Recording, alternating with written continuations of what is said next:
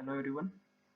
Once again I welcome you all for the e-learning platform by BSIT. The fifth lecture for the MMP subject.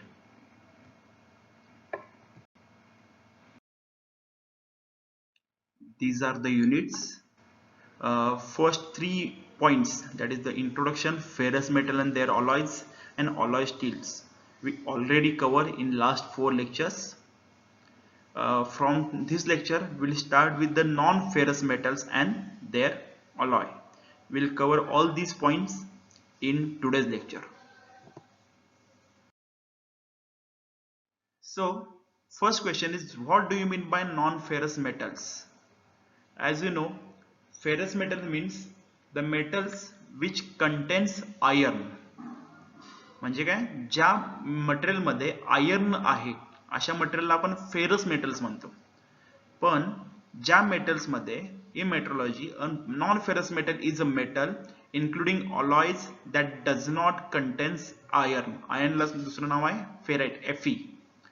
म्हणजे काय, ज्यामध्ये iron येत नाही किंवा ज्यामध्ये Fe येत नाही अशा मटेरियलला म्हणायचं, अशा मेटल्सला म्हणायचं non ferrous metals in appreciable amount. म्हणजे पर्टिक्युलर ठराविक अमाऊंट मध्ये जर नसेल तर त्याला म्हणतोय आपण नॉन फेरस मेटल्स. म्हणजे फेरस मेटल्स म्हणजे ज्यामध्ये आयर्न आहे आणि नॉन फेरस म्हणजे ज्यामध्ये आयर्न येत नाही. Important non ferrous metals includes aluminium, copper, lead, nickel, tin, titanium and zinc and alloys such as brass. म्हणजे आतापर्यंत आपण मेटल मध्ये बघितलं, फेरस मध्ये बघितलं स्टील वगैरे होतं.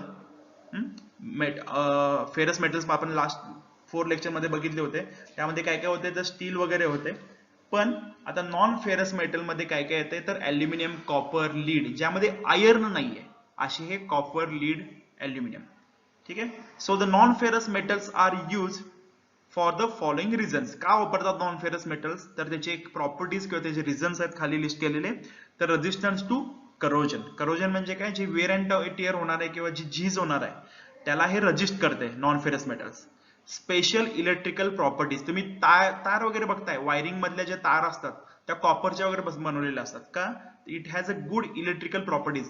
So we use the copper. Softness and facility of cold working. Material soft आहे आणि कोल्ड वर्किंग म्हणजे नॉर्मल टेम्परेचरला सुद्धा किंवा कमी टेम्परेचरला सुद्धा तुम्ही त्याचा प्रॉपरली वर्क करू शकताय. किंवा कमी टेम्परेचर झालं तर ते शेप बदलणार नाही याचा. So we can work in both. It has a softness and we can work in a cold working. Fourth one is the low weight. ॲल्युमिनियमची भांडी बघा घरातली किंवा कॉपरची भांडी बघा, म्हणजे तांबे वगैरे जे आहेत वेट त्याचं कमी असते. आणि last one is attractive colour. ॲल्युमिनियमचा कलर वेगळा आहे, त्यानंतर तुमच्या कॉपरचा कलर वेगळा आहे, लीड, निकेल, प्रत्येक मेटलचा कलर वेगळा आहे. So it has non ferrous metals has a attractive colour. So because of these 5 points we use the non-ferrous metals. These are the non-ferrous metals. You can see the attractive color copper. This is the brass, is having the golden color. Aluminum is having silver color, tungsten and lead. All metals have different colors. So this is the fifth reason we use the non-ferrous metals. Now the first non-ferrous metal is the aluminum. So aluminum is known to all. सगळ्यांना माहिती आहे aluminium. घरामध्ये बघताय तुम्ही ॲल्युमिनियमची भांडी बघताय घरामध्ये. प्रत्येकाच्या घरामध्ये ॲल्युमिनियमची स्टीलची भांडी असतात. त्यातलं एक ॲल्युमिनियम ज्याला सिल्वर कलर दिसतोय तुम्हाला, जे नॉन शायनिंग आहे. म्हणजे स्टील जर शायनिंग आहे पण ॲल्युमिनियम थोडंसं नॉन शायनिंग, तुम्ही ओळखू शकता ॲल्युमिनियम आणि स्टील मधला फरक. So the aluminium is a white metal produced by electrical processes from its oxide. हे कुठलं ऑक्साइड आहे तर ॲल्युमिना हे ऑक्साइड आहे. Which is prepared from mineral called bauxite. ज्या बॉक्साइटच्या खाणी आहेत त्या बॉक्साइटच्या खाणींमधून हे ऑक्साइड जे आहे ॲल्युमिना, यापासून हे ॲल्युमिनियम जे मेटल आहे ते बनवलं जातं. आता ह्या खाणी कुठे आहेत अवेलेबल ऑल ओव्हर इंडियामध्ये? कुठे कुठे आहेत तर बिहारमध्ये आहे, मध्य प्रदेशमध्ये आहे, त्यानंतर कर्नाटकामध्ये आहे, महाराष्ट्रात आहे, तामिळनाडूमध्ये आहे. तर ह्या ठिकाणी ह्या बॉक्साईटच्या खाणी सापडतात आणि यापासून ॲल्युमिना हे ऑक्साईड मिळतं आणि त्यापासून आपण ॲल्युमिनियम हे बनवतो. तर aluminium is a white metal which is produce by electrical process from its oxide. त्याला ॲल्युमिना म्हणतात आणि कुठून मिळतंय तर बॉक्साईटच्या खाणीमध्ये मिळतात. आणि बॉक्साईटच्या खाणी आपल्या महाराष्ट्रामध्ये सुद्धा आहे. राधानगरी साईडला आपल्या इथं होत्या मध्ये बॉक्साईटचे भरपूर खणी चालू होती. आता सध्या ते बंद आहे. तर महाराष्ट्र, कर्नाटक, मध्य प्रदेश, बिहार आणि तामिळनाडू ह्या ठिकाणी ह्या बॉक्साईटच्या खाणी मोठ्या प्रमाणात अवेलेबल आहेत. ॲल्युमिनियमचे प्रॉपर्टीज काय आहेत? It is light in weight. घरी आता आहेत सगळे, घरी मग तुम्ही बघा ॲल्युमिनियमचं भांडं घ्या आणि स्टीलचं भांडं घ्या. As compared to the steel, aluminium is the light in weight. It is very good thermal and electrical conductivity. On weight to weight basis, it carries more electricity than copper. जर तुम्ही कंपेअर केलं thermal आणि electrical हिटिंगच्या comparison मध्ये आणि electrical conductivity मध्ये it is good. त्यानंतर on the weight to weight basis जर weight to weight comparison केलं तर aluminium can carry more electricity than copper. म्हणजे इलेक्ट्रिसिटी जर ट्रान्सफर करायची असेल तर ॲल्युमिनियम हे जास्तीत जास्त करू शकते as compared to the copper. कॉपरपेक्षा जास्तीत जास्त ते करू शकते. त्यानंतर it has excellent corrosion resistance and it is non magnetic. म्हणजे स्टील जसं मॅग्नेटकडे अट्रॅक्ट होतंय आणि आयर्न तुमचं मॅग्नेटकडे अट्रॅक्ट होत असते, पण ह्या नॉन फेरस मेटलमध्ये आयर्नच नाहीये. So it is the non magnetic. म्हणजे मॅग्नेटकडे किंवा लोहचुंबकाकडे हे अट्रॅक्ट होत नाही. आणि महत्व तिसरं होतं it has a excellent corrosion resistance. ॲल्युमिनियमची भांडी जनरली खराब होत नाहीत, लवकर खराब होत नाहीत as compared to the steel. स्टीलची भांडी खराब होतात, कट जातात, भांड्यांना कट वगैरे जातात. तर ही ॲल्युमिनियमची भांडी कट होत नाहीत किंवा लवकरात लवकर त्याचं विअर अँड टिअर होत नाही. So these are the best. त्यानंतर ऍप्लिकेशन जर बघितले ॲल्युमिनियमचे ऍप्लिकेशन्स कुठे आहेत तर aluminium is use for cooking utensils. घरातली जी भांडी आहेत त्यासाठी आहेत. तुमचे कुकर, भांडी, पातेली हे सगळे तुमच्या ॲल्युमिनियम पासून बनतात. इलेक्ट्रिकल कंडक्टर्स म्हणून सुद्धा यूज केला जातोय. फूड कंटेनर्स, मोठे मोठे फूड कंटेनर्स जे आहेत ज्यामध्ये जेवण प्रिझर्व केलं जातं त्यासाठी सुद्धा ॲल्युमिनियमचा यूज केला जातो. ॲश ट्रे जे सिगरेटचे ट्रेज आहेत त्यासाठी सुद्धा वापरला जातो etcetera. And it is also use in transportation industry in the manufacturing of बायसिकल्स. आता सध्या बघता तुम्ही स्टीलपेक्षा ॲल्युमिनियमच्या सायकल जास्त, रेसिंगच्या बाईक्स आहेत त्या एकतर कार्बन फायबर किंवा ॲल्युमिनियमच्या आहेत. का ॲल्युमिनियमच्या काय तर aluminium is a light weight कमी आहे त्याचं आणि त्या रेसिंगच्या दृष्टीने तुम्हाला फायद्याच आहे. So it is use in bicycle, motorcycle, trucks, buses, aeroplanes and marine vessels. हे ऑटोमोबाईल किंवा आपल्या ट्रान्सपोर्टेशन इंडस्ट्रीमध्ये बायसिकल, मोटरसायकल, ट्रक्स, बसेस या सगळ्या ऍप्लिकेशन मध्ये ॲल्युमिनियमचा उपयोग होतो. नेक्स्ट आहे ॲल्युमिनियम ऑलॉय. तर आतापर्यंत आपण बघितलं ॲल्युमिनियम म्हणजे काय. आता नेक्स्ट आहे ॲल्युमिनियम अँड ऑलॉय. तर ते दोन ऑलॉयज आहेत, duralumin and Y alloy. The addition of small quantity of other alloy element converts this soft weak into the hard strong metal. म्हणजे तुमचं ॲल्युमिनियम जे आहे, आता आपण लाईट इन वेट मगाशी बघितली त्याची प्रॉपर्टी, ते सॉफ्ट आहे आणि वीक आहे थोडंसं मटेरियल. पण तर त्यामध्ये जर आपण ऍडिटिव्ह ऍड केले, काही प्रमाणामध्ये स्मॉल ऍडिशन किंवा स्मॉल ऍडिटिव्ह ऍड केले किंवा ऑलॉइंग एलिमेंट्स ऍड केले तर त्याचा आपण कन्वर्जन, त्याच्या प्रॉपर्टीज आपण इम्प्रूव्ह करतोय जेणेकरून ते हार्ड आणि स्ट्रॉंग मेटल मध्ये कन्वर्ट होत आहे. कशामध्ये? हार्ड आणि स्ट्रॉंग मेटल मध्ये त्याचं कन्वर्जन होत आहे. While steel retaining its light weight. त्याचं वेट जे आहे ते कमीच राहणार आहे पण सॉफ्टनेस त्याचं आपण हार्डनेस मध्ये कन्वर्ट करतोय आणि स्ट्रॉंग कन्वर्ट करतोय. तर त्यासाठी आपण काय करतोय, त्यामध्ये ऑलॉइंग एलिमेंट्स ऍड करतोय, म्हणून त्याला म्हटलंय ॲल्युमिनियम ऑलॉय. तर ऑलॉय म्हणजे काय, जर त्यामध्ये ऍडिशन आपण दुसऱ्या एलिमेंटची करतोय, ऍडिटिव्ह ऍड करतोय जे त्याच्या प्रॉपर्टीज इम्प्रूव्ह करण्यासाठी. तर दोन ऑलॉयज आहेत, ड्युरॅलियम अँड वाय ऑलॉय. तर त्याचे कंपोजिशन, प्रॉपर्टीज आणि ऍप्लिकेशन आपल्याला बघायचं आहे. तर ड्युरॅलियम मध्ये कंपोजिशन जर बघितलं 3.5 to 4.5% कॉपर आहे. म्हणजे ॲल्युमिनियम मध्ये 3.5 to 4.5% कॉपर ऍड केलेला आहे, 0.4 to 0.7% मॅंगनीज ऍड केलेला आहे, 0.4 to 0.7 मॅग्नेशियम सुद्धा आहे अँड ॲल्युमिनियम. हे कंपोजिशन झालं ड्युरॅलियमचं. तर तेच जर आपण वाय ऑलॉय मध्ये बघितलं तर 4% कॉपर आहे, 2% निकेल आहे आणि 1.5% मॅग्नेशियम आहे. निकेल तुमच्या ड्युरॅलियम मध्ये नाही आहे, ते इथं वाय अलॉय मध्ये ऍड केलेलं आहे. सो डिपेंडिंग ऑन धिस काय काय त्यामध्ये ऍड केलेले आहेत, कुठले कुठले अलॉइंग एलिमेंट्स ऍड केलेले आहेत, कुठले कुठले ऍडिटिव्स ऍड केलेले आहेत, तर त्याच्या प्रॉपर्टीज चेंज होतात. याच्या जे ओरिजिनल प्रॉपर्टीज आहेत त्या प्रॉपर्टीज काय होतात इथं चेंज होतात. सेकंड त्याच्या आपण प्रॉपर्टीज बघूया. Duralumin is a high tensile strength. Tensile strength म्हणजे सुद्धा माहिती आहे तुम्हाला, म्हणजे किती जरी स्ट्रेच केलं तर ते ब्रेक होणार नाही. So it has a high tensile strength, high electrical conductivity, म्हणजे जास्तीत जास्त इलेक्ट्रिकल सिटी अजून पास करू शकताय.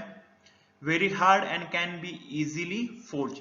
फोर्ज म्हणजे काय, प्रेसवर दोन मेटल किंवा दोन डाईच्या मध्ये तुम्ही ते प्रेस करून तुम्हाला पाहिजे तो शेप तुम्हाला इझिली मिळू शकतोय. So it is very hard and can be easily forge. Hard आहे तरी सुद्धा तुम्ही फोर्जिंग किंवा दोन डाईच्या मध्ये त्याला प्रेस करून पाहिजे तो शेप तुम्ही मिळवू शकताय.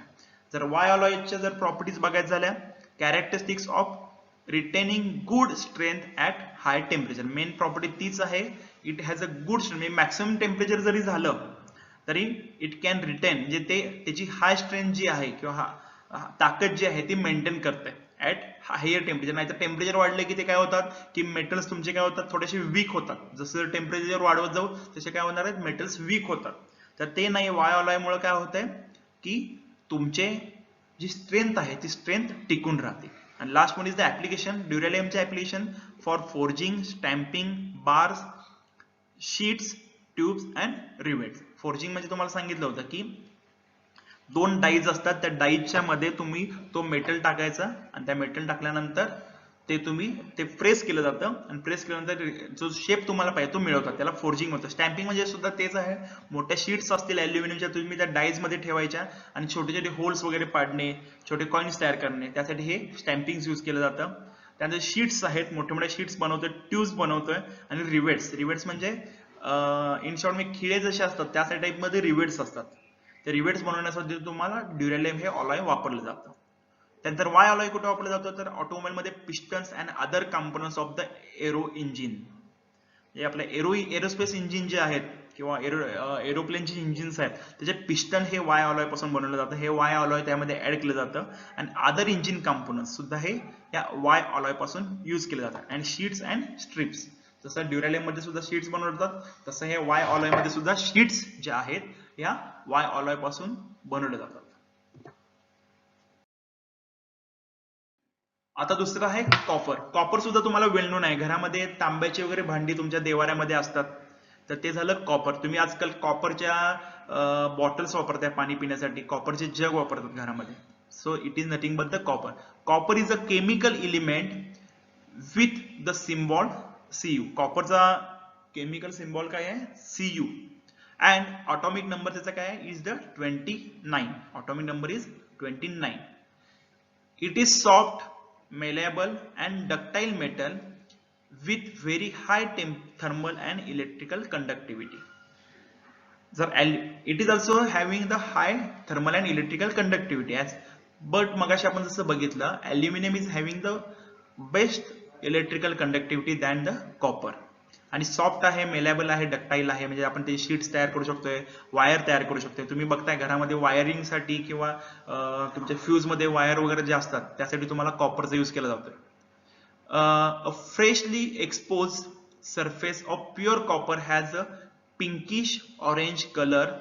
जसं मगाशी आपण पहिल्या स्लाइड मध्ये बघितलं नॉन फेरसच्या फोटो इमेज बघितली होती, तर कॉपरचा कलर कुठला येतोय, पिंकिश ऑरेंज, म्हणजे थोडाफार जसा जांभळा कलर तुम्ही बघताय घरामध्ये भांडी बघताय त्या टाइम मध्ये त्याचा कलर येतोय. Copper is one of the few metal that can occur in nature in a directly usable metallic form. म्हणजे तुम्हाला डायरेक्टली नेचर मधनं किंवा इन्व्हायरमेंट मधनं हे मेटल मिळतंय आणि वी कॅन यूज डायरेक्टली, ज्यावर जास्तीत जास्त तुम्हाला प्रोसेस करायचे नाही आहेत, ज्यामध्ये तुम्हाला जास्त काही रिएक्शन किंवा प्रोसेसेस कुठले वेगळ्या करायचे नाहीत, डायरेक्टली तुम्हाला यूज करायचं आहे. So this is nothing but the copper. Copper हे नॅचरली अवेलेबल आहे, त्याचा सिम्बॉल आहे Cu, ऑटोमिक नंबर आहे 29, सॉफ्ट आहे, मेलेबल आहे, डक्टाईल. हे प्रॉपर्टीज तुम्हाला सुरुवातीला आपण बघितलेल्या आहेत की ह्याच्या प्रॉपर्टीचं मिनिंग काय आहे. तर हे प्रॉपर्टीज आपण सुरुवातीला बघितलेल्या आहेत.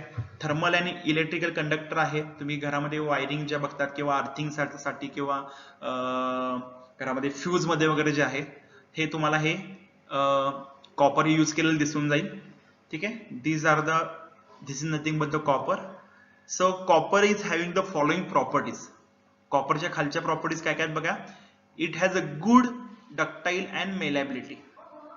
डक्टालिटी आणि मेलॅबिलिटी जी आहे हे कॉपरची जास्त आहे.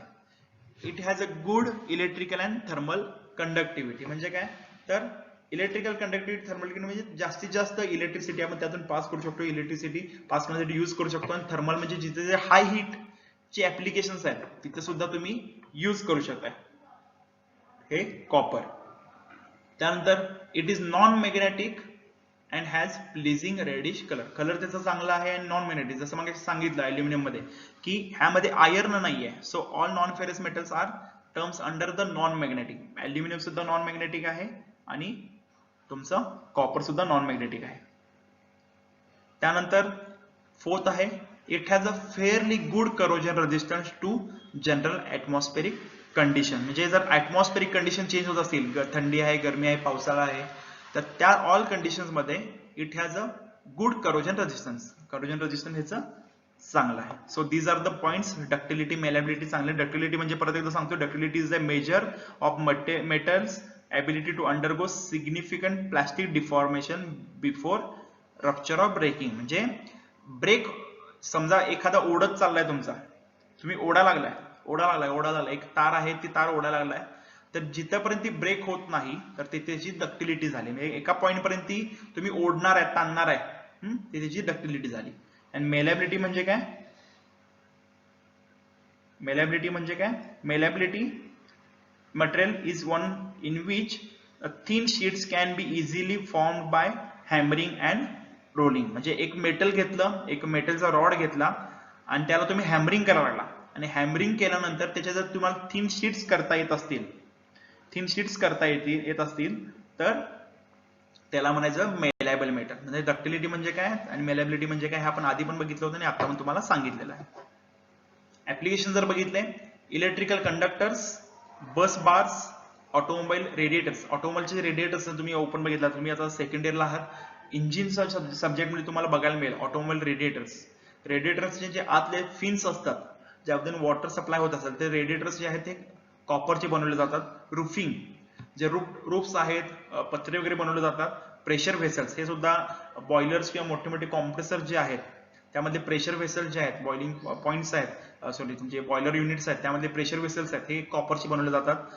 कॅटल्स अँड युटेन्सिल्स, घरातली भांडी आहेत, मोठे मोठे तुमचे पाण्याचे जग आहेत, बॉटल्स आहेत, हे सगळे तुम्हाला ह्यापासून कॉपर पासून बनवलेले मिळतील. So this is nothing but the copper. Copper हे असं ह्या शेप मध्ये असतं, ह्या कलर मध्ये येतं. ठीक आहे.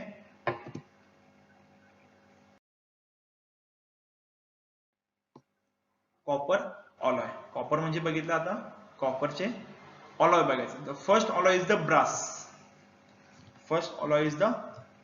Brass. It is the alloy of copper and zinc. हे ब्रास कसं बनवलं जातं? It is a alloy combination of copper and zinc जर केलं तर ते आपल्याला ब्रास मिळतं. It is a alloys of copper and zinc. It is classified either on the basis of structure, म्हणजे स्ट्रक्चर बेसिसवर तुमचा क्लासिफाय होतंय, or that is the alpha brass and alpha beta brass. हे दोन आहेत त्याचे, एक तर अल्फा ब्रास आहे, दुसरा आहे अल्फा बीटा ब्रास, और colour that is the red brass और येलो ब्रास. म्हणजे ह्याचं क्लासिफिकेशन जे आहे हे दोन मेथड्स वर येते. एक तर on the basis of structure, structure कुठलं आहे, alpha brass and alpha beta brass, आणि दुसरा आहे कलर, एक तर रेड ब्रास किंवा yellow brass. Below 20% zinc the colour of brass is red. म्हणजे जर ऑलॉय असा असेल, ऑलॉय जर कॉपर आणि झिंकचा असेल आणि ज्यामध्ये 20% पेक्षा जर कमी झिंक असेल तर त्याचा कलर जो असणार आहे तो रेड असणार आहे, आणि अबाउट 20% झिंक असेल तर त्याचा कलर असणार आहे येलो. हे सगळ्यात महत्वाचं आहे, तुम्हाला लक्षात ठेवायचं आहे की ब्रास हे कॉम्बिनेशन कशाचं आहे तर कॉपर आणि झिंकचं आहे, पण त्याचं आयडेंटिफिकेशन आपण किंवा क्लासिफिकेशन करतोय तर alpha brass, alpha beta brass ह्या स्ट्रक्चरवर करतोय किंवा कलर्सवर करतोय. जर बिलो 20% झिंक असेल तर त्याला आपण म्हणतोय रेड ब्रास, आणि जर अबाउट 20% असेल तर त्याला आपण म्हणतोय येलो ब्रास. ओके. तर कंपोजिशन जर बघितलं, alpha brass, alpha beta brass आणि ब्रेझिंग ब्रास हे तीन टाइप्स आहेत. तर अल्फा ब्रास मध्ये झिंक इज लेस दॅन 30%, आणि अल्फा बीटा मध्ये इट इज बिटवीन 30 to 44%, आणि ब्रेझिंग ब्रास मध्ये 50%, म्हणजे कॉपर आणि झिंकचे जे पर्सेंटेज आहे 50-50% आहे, म्हणजे 50-50% झिंक 50% कॉपर, असं हे ब्रेझिंग ब्रास मध्ये युज केलं जातं. त्यानंतर प्रॉपर्टीज जर बघितल्या तर alpha brass is soft, ductile and malleable. आपण मागे बघितलंय डक्टाईल म्हणजे काय, मेलेबल म्हणजे काय, आणि very fairly good corrosion resistance. It is a good corrosion resistance. त्यानंतर अल्फा बीटा ब्रास काय, they are hard and strong as compare to the alpha brass. म्हणजे ऍज हे जसं बघितलं हे सॉफ्ट आहे, अल्फा ब्रास जे आहे ते सॉफ्ट आहे, but alpha beta brass is hard आहे, but it is as compare to the alpha brass. Alpha beta brass is hard as compare to the alpha brass. आणि brazing brass is the brittle one, it is the brittle. Application जर बघितले, alpha brass is suitable for cold rolling, wire drawing and fresh work. एक cold rolling roll मधून जर pass करायचं असेल त्यापासून तुम्हाला एक ऍप्लिकेशन काहीतरी असतील तर त्याच्यासाठी तुम्हाला अल्फा ब्रास वापरतात.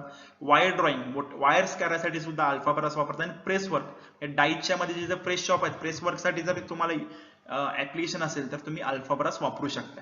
अल्फा बीटा ब्रास हे जनरली फॅब्रिकेशन साठी युज केलं जातं, आणि brazing brass use for joining the commercial brass. तुम्ही बघताय ब्रेझिंग गन असती, म्हणजे it is nothing but it is a type of, म्हणजे वेल्डिंग जसं तुम्ही बघताय वेल्डिंग सारखाच हा ब्रेझिंग गन येते, ज्यामध्ये ही वायर पास होते आणि तुमचे जे मेटल्स आहेत, नॉर्मल ब्रास आहेत, ते ब्रास जॉईनिंग साठी हे ब्रेझिंग गन वापरलं जातं, की ब्रेझिंग ब्रास वापरलं जातं. टाइप्स जर बघितले तर अल्फा मध्ये कॅप कॉपर आहे, ज्यामध्ये 2 to 5% झिंक आहे, ग्लिडिंग मेटल्स आहेत 5 to 15% झिंक आहे, आणि कार्ट्रेज ब्रास आहे ज्यामध्ये 50% झिंक आहे. त्यानंतर जर अल्फा बीटा मध्ये बघितलं तर मुन्स मेटल 40% ब्रास झिंक आहे, आणि naval brass. So these are the types of alpha brass and alpha beta brass.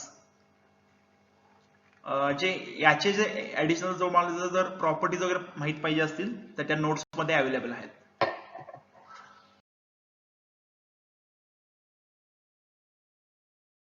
One is the bronze. पहिला ऑलॉय होता ब्रास, आता दुसरा आहे bronze. Bronze are alloy of copper containing element other than zinc. म्हणजे कॉपरचा alloy जर zinc, copper plus zinc असेल तर आपण काय म्हणलेलं आहे त्याला, तर ब्रास म्हणलेला आहे. आणि it is the alloy of copper which is not containing zinc. Other elements आहेत पण झिंक आहे नाहीये त्यामध्ये, त्याला म्हणतोय आपण bronze. In this alloy zinc may be present in small amount, एकदम मायनर पर्सेंट मध्ये झिंक अवेलेबल असणार आहे यामध्ये, तर त्याला म्हणतोय आपण ब्रॉन्झ. तर ब्रॉन्झचे 3 टाइप्स आहेत, अल्युमिनियम ब्रॉन्झ, टीन ब्रॉन्झ आणि गन मेटल. कुठले कुठले, aluminium bronze, tin bronze and gun metal. अजून आहेत त्याचे फॉस्फरस ब्रॉन्झ वगैरे. तर अल्युमिनियम ब्रॉन्झ जर कॉम्पोजिशन बघितलं, it is having 4 to 11% aluminium, यामध्ये 4 ते 11% अल्युमिनियम आहे, and remaining is the copper. जे उरलेल्या प्रमाणामध्ये कॉपर आणि अदर म्हणजे 11%, म्हणजे उरलेल्या जवळपास तुमचे 89% मध्ये तुमचे अल्युमिनियम कॉपर आहे, Fe आहे, Na आहे, Mn आहे आणि सिलिकॉन, मॅंगनीज, सिलिकॉन, निकेल आणि Fe आयर्न. ठीक आहे, these are the other elements. म्हणजे ह्यामध्ये थोडंसं आयर्न आहे बघा. त्यानंतर टीन ब्रॉन्झ मध्ये 88% Cu, म्हणजे कॉपर मॅक्सिमम आहे, किती पर्सेंट आहे, 88% आहे, 10% Sn आहे, आणि 2% झिंक आहे. पुढच्या ह्याच्यामध्ये जर गन मेटल मध्ये बघितलं तर 2 to 5% झिंक आहे, त्यानंतर 5 to 10% काय आहे, टीन आहे, आणि रिमाइंडर म्हणजे उरलेले जे आहे ते कॉपर येणार आहे तुम्हाला. ठीक आहे. त्यानंतर प्रॉपर्टी जर बघितलं तर अल्युमिनियम ब्रॉन्झ जे आहे, अल्युमिनियम ब्रॉन्झ जे आहे, it is a good strength, ductility, toughness, good bearing properties, good corrosion resistance. सगळ्या प्रॉपर्टीज चांगल्या आहेत अल्युमिनियम ब्रॉन्झला. काय काय आहेत आता मगाशी जसं एक पॉईंट सांगायचं राहिला, अल्युमिनियम ब्रॉन्झ का म्हणलेला आहे याला, तर ह्यामध्ये अल्युमिनियमचं पर्सेंटेज आहे म्हणून अल्युमिनियम ब्रॉन्झ याला बोललं जातं. ठीक आहे. तर गुड स्ट्रेंथ, ते प्रॉपर्टी जर बघितल्या तर गुड स्ट्रेंथ, त्यानंतर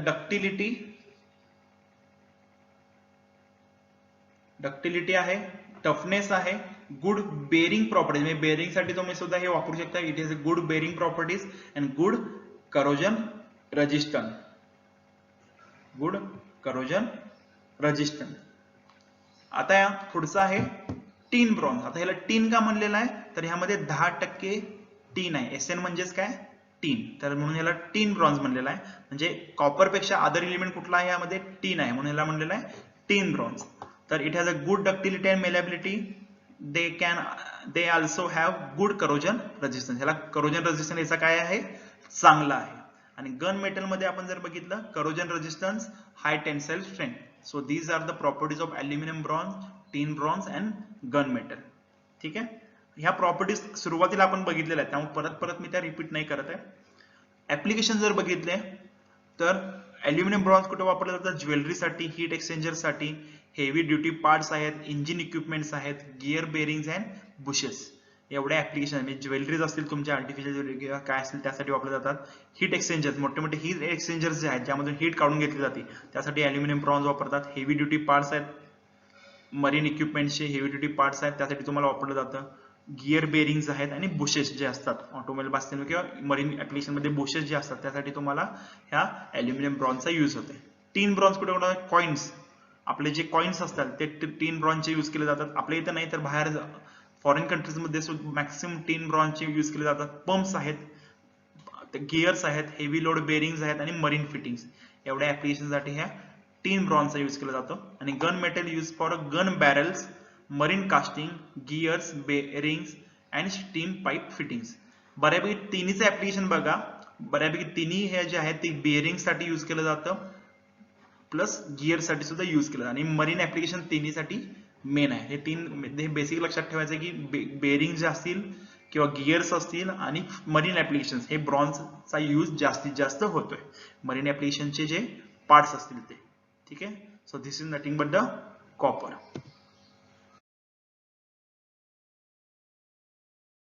Now the next one is the babbitt. Babbitt metal or a bearing metal. Exam मध्ये तुम्हाला बेरिंग मेटल म्हणून सुद्धा विचारलं जाऊ शकते. तर बेरिंग मेटल म्हणजेच बॅबिट मेटल, हे जनरली यूज केलं जाते हे बेरिंग साठी. Is any of several alloy use for the bearing surface. Bearing surface साठी हा बॅबिट मेटलचा यूज केला जातो, म्हणून याला म्हणलं जातं bearing metal. It is compose of 80% tin, 8% antimony and remaining 4% is the copper. तर मेन काय आहे, ह्यामध्ये टीन आहे, एसएन आहे. तर 80% ह्यामध्ये टीन आहे, 8% आहे अँटीमनी आणि लास्ट वन रिमेनिंग 4% काय आहे, कॉपर आहे. It is soft material with low coefficient of friction and has a little strength. म्हणजे सॉफ्ट आहे, त्यामुळे ह्याची स्ट्रेंथ काय आहे, as compare to the other metals it is less, एकदम कमी स्ट्रेंथ आहे ह्याची. Babbitt metal also has properties that helps it reduce friction, which makes it a good material to use a plain bearing. Babbitt metal हे असं आहे की फ्रिक्शनला reduce करते, friction एकदम कमीत कमी होते. त्यामुळे बेरिंग, जर बेरिंग कुठे वापरलं जातं तुम्हाला माहिती आहे, तर बेरिंग जे आहे जिथं फ्रिक्शन होते, जिथं मुव्हिंग पार्ट्स आहेत, जिथं फ्रिक्शन जास्त होणार त्या पार्ट तिथं आपण बेरिंग वापरतो. तर ते मेटल सुद्धा असं पाहिजे की ज्याचं फ्रिक्शन कमीत कमी होणार आहे. So babbitt is the metal which has a low coefficient of friction, जेणेकरून फ्रिक्शन कमी होत आहे. So we use the babbitt as a bearing metal. आता बॅबिट जे आहे हे 1839 साली US मध्ये इन्व्हेंट झालं होतं. It is a extra part. 1839 साली हे US मध्ये इन्व्हेंट झालं होतं.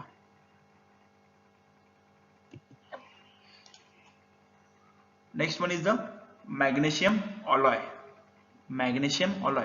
It is a mixture of magnesium with other metals like aluminum, zinc, manganese, silicon, zirconium. ठीक आहे. तर मॅग्नेशियम कशा कशाचा कॉम्बिनेशन आहे. It is the mixture of magnesium with other metals. कुठले कुठले, like aluminium, zinc, manganese, silicon and zirconium. And manganese is the lightest structure metal. Magnesium जे आहे it is the lightest structural metal जे आहे त्यामधले हे सगळ्यात कमी वेटचं आहे.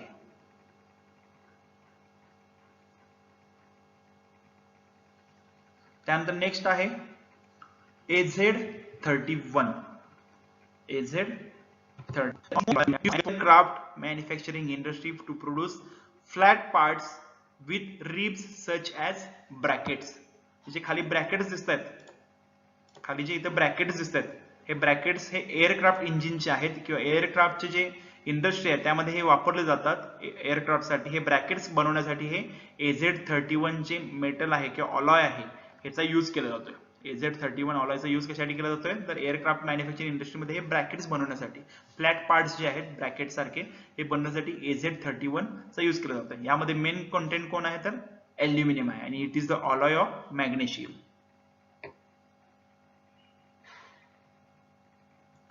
जर मॅग्नेशियमचा यूज जर बघितला तर तुम्ही कार सीट्स आहेत, लगेजेस आहेत, laptops, cameras and power tools यासाठी यूज केला जातो.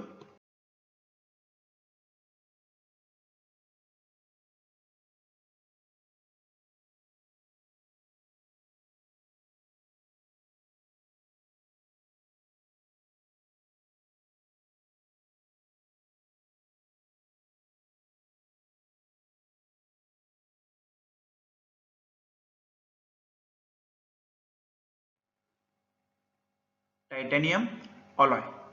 Titanium alloy is short for Ti6Ai4V. It is significantly stronger than the commercial pure titanium, which having the same stiffness and thermal properties.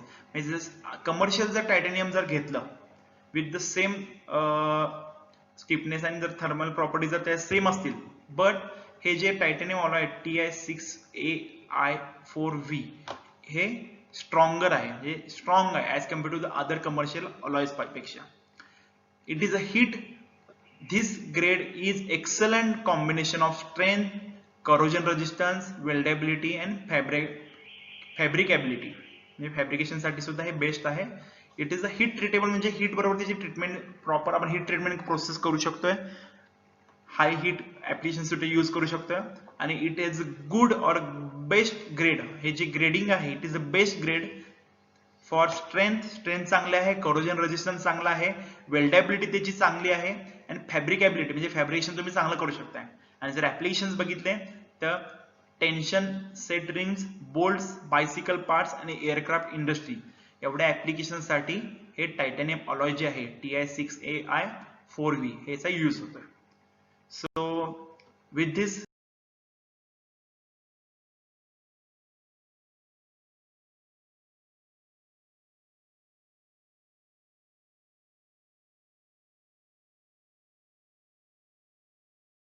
So these are the 5 questions you have to cover as your assignment number 5 and you have to submit it. Okay, with this I will finish with the today's session, and in next 6th lecture we will finish the first chapter of MMP. Thank you.